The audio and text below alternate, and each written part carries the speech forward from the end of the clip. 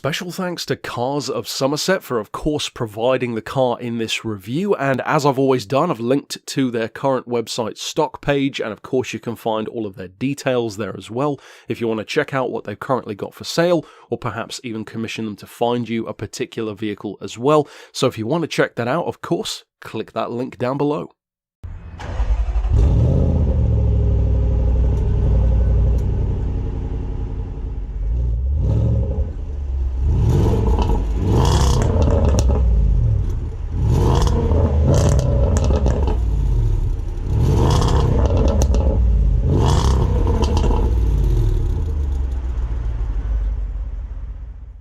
My absolute favourite thing to happen in Beards and Cars is something which has only happened really a handful of times in the series so far, and that is when a vehicle that I drive completely upends my perspective and expectations of how much I thought I was going to like it. And that tends to happen in one of two ways. There are the occasions when I get surprised by something, like an E55 AMG, or of course most notably what I gave my Car of the Year 2020 award, the Jaguar XKR, but then there are some which are even more extreme, where I don't just get surprised by a car, but it actually completely turns me around. And of course, the top of that list so far is the Porsche Panamera, a car which for the longest time I really did not like the look of, but then after driving one, I now want one, and it doesn't change much more than that. And fairly obviously the reason why I'm bringing this up is because this is the first real occasion that this has happened in 2021's season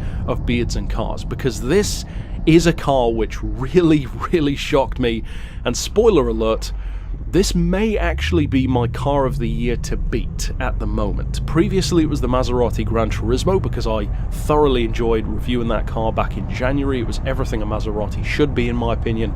But now this one, because it just shocked me and impressed me even more than that one did, I think this has got the top spot to beat right now. Now let's talk about the juicy stuff first. Now this is based on the second generation Range Rover Sport, which is crazy to think. You'd think we'd had more than that, but no, there was the first gen, the L320 shape, which then had a facelift, and then there was this one, the L494 from 2013 onwards.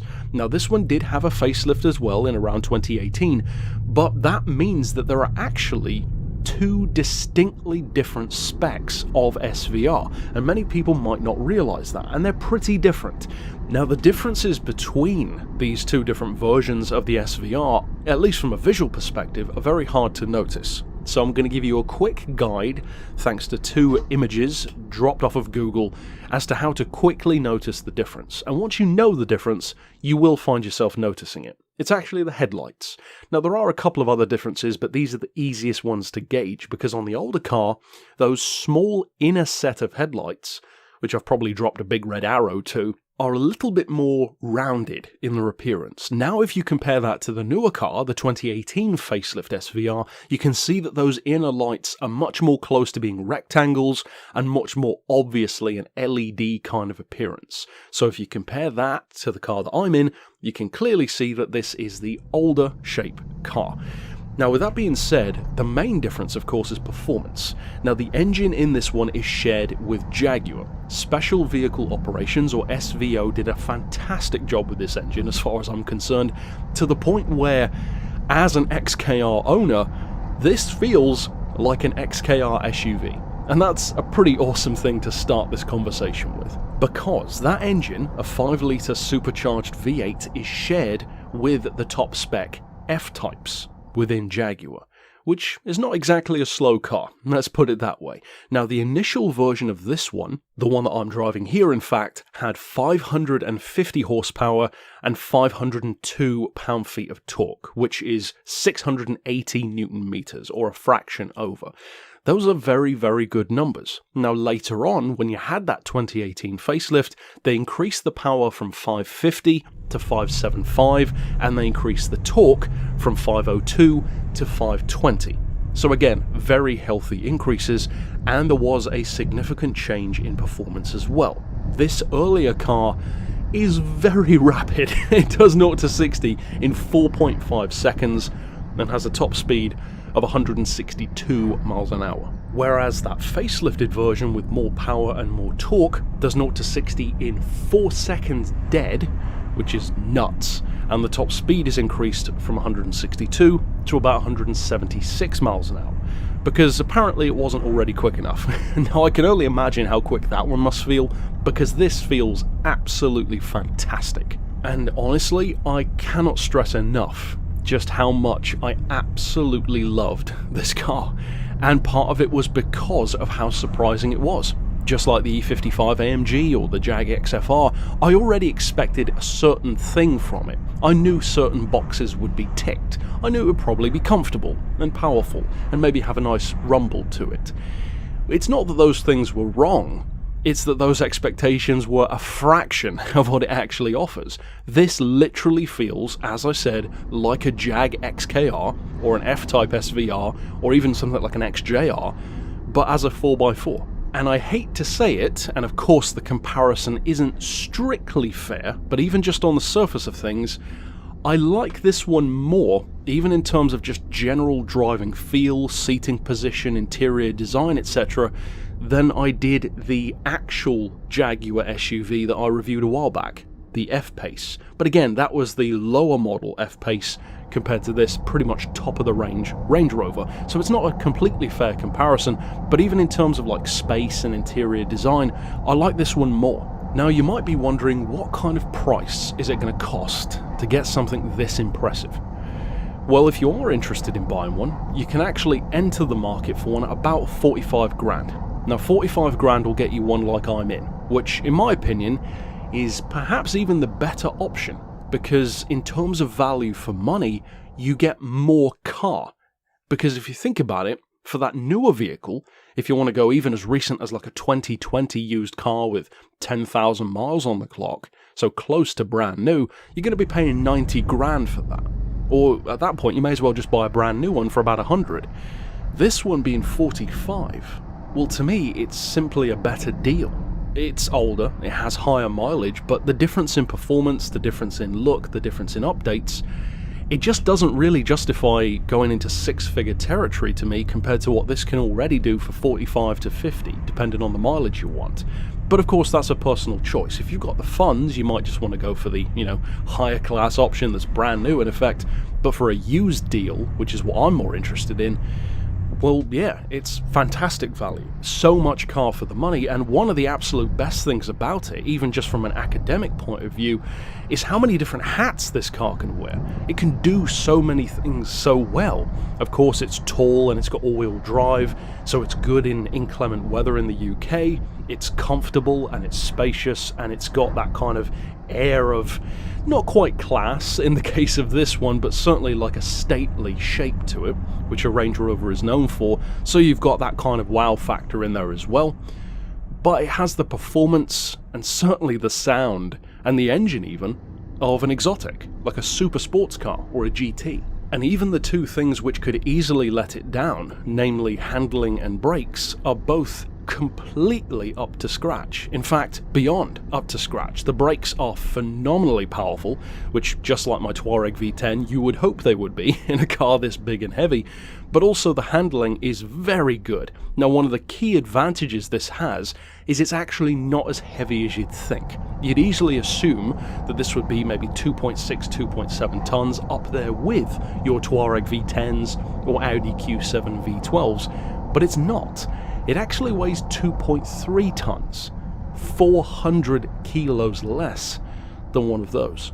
That is not an insignificant difference, and it actually helps out in terms of course, having newer engine tech with start-stop technology, etc., but when you combine it with stuff like that lower weight, it actually means that even its economy and efficiency are way better than they easily could be.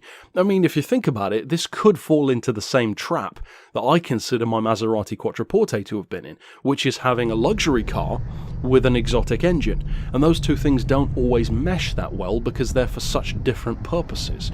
In the case of this one, you've got this hardcore super GT, super sports car kind of engine in this huge heavy box of an SUV, which is traditionally more about being stately and classy and comfortable. Those aren't immediately compatible. but they work so well together, and it is a testament to the people at SVO and Range Rover, of course, Jaguar, at doing their job well, because it feels perfect. In fact, it feels like the kind of thing you'd want from like a big Mercedes AMG 4x4. It's over the top, it feels crazy torquey, it's loud, it's raspy. It's like the biggest boy racer around. Now that won't be for everyone. Some people will like a more traditional Range Rover approach, and for those who do, there are a number of options in that regard. The whole point of this one is that it is over the top. It has the louder colours, the flashier body kit, the bigger diffuser with the quad pipes.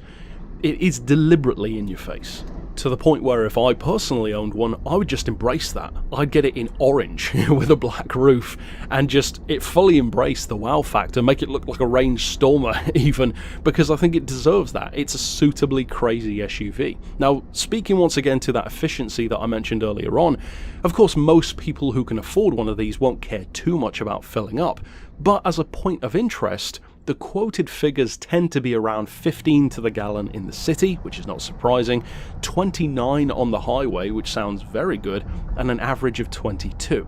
Of course, in reality, that's going to be different, and from what I could find, you should be expecting more like 18 to 20 average. And that's if you keep it relatively sensible at least half of the time, and then floor it occasionally, or even more than occasionally, and do a decent amount of motorway miles as well.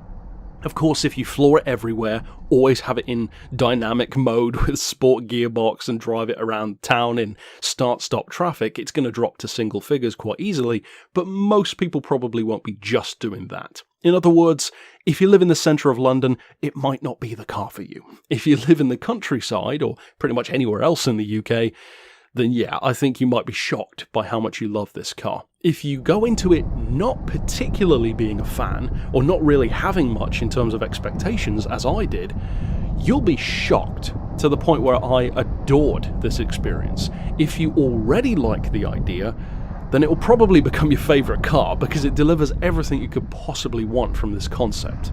Now, once again, to return to the more practical side of things, I already mentioned the miles per gallon, but the fuel tank itself is also very large. It's 105 litres. So depending on fuel prices in the UK, you're going to be looking at about 110, 120 pounds or something to fill that tank.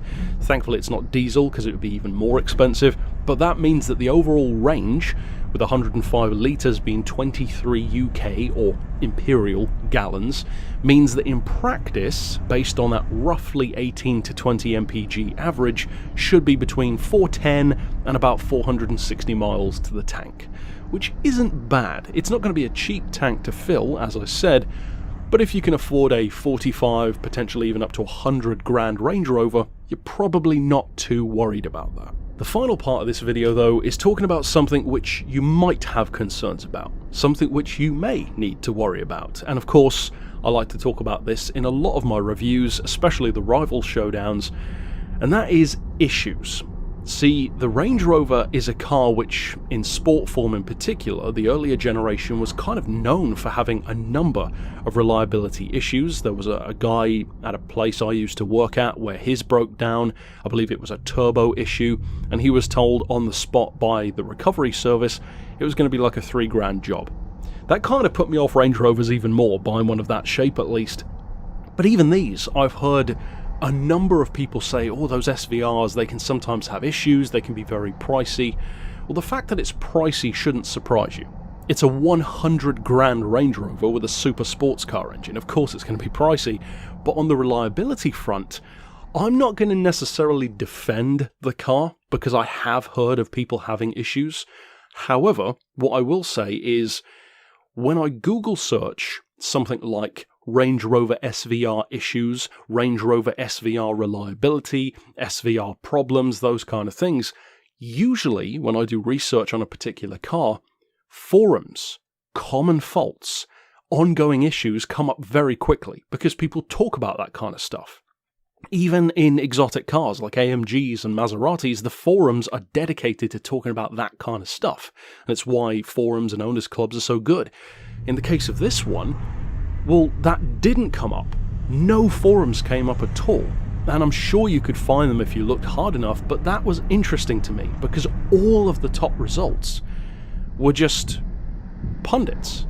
There were just articles written by all of these well-known magazines which just didn't really seem as authentic to me as an actual group of owners talking about problems that they've had. So again, I'm not saying that they're lying about these issues, and I'm not saying that it doesn't have issues, but I found it very curious that nothing specifically came up. Now, to be on the safe side, of course you should expect it to be fairly expensive, but once again, if you can afford one of these, especially if you're in the position of buying a used one, where you've saved a massive amount of money to begin with on the purchase price, well, chances are you've probably got a little bit extra as a cushion zone where you can fix things if they do go wrong. However, from my experience with Jags, and from owners' experiences that I've heard, people I've spoken to, it doesn't tend to be the engine that has that many issues. If something's going to go wrong, it'll probably be the rest of the car. And the final point that I'm going to button this review with is that this car is shockingly huge inside. Not only in the obvious way of headroom, which of course I'm always a fan of, but in terms of just how high off the ground it feels once you're inside it, the fact that it has endless space. This one wasn't the 7-seater option, it was just the 5, but even so, massive trunk, huge seats, extremely comfortable seats as well. I love that kind of bucket seat again, super sports car kind of look. It was just a lovely place to be, and it feels like you're on lean out the window speaking terms with lorry drivers. It's that high off the ground. In fact, I drove past an Audi Q7 and this dwarfed that car, and the Q7 is known for being oversized, so it shows you just how big the Range Rover feels and is when you're actually in one. It is a gargantuan car, which makes the fact that it can perform, handle, brake and sound as good as it does that much more impressive. Overall then, I was thoroughly impressed with this car, and of course if you are new to the channel and this is the first Beards and Cars review you've watched, you may want to check out some of my others. You can click the annotation at the top of the screen to see the ones that I mentioned in the video, or you can click the playlist to see every episode right here on screen. But until next time, I'll see you then, and for now, as always, thanks for watching.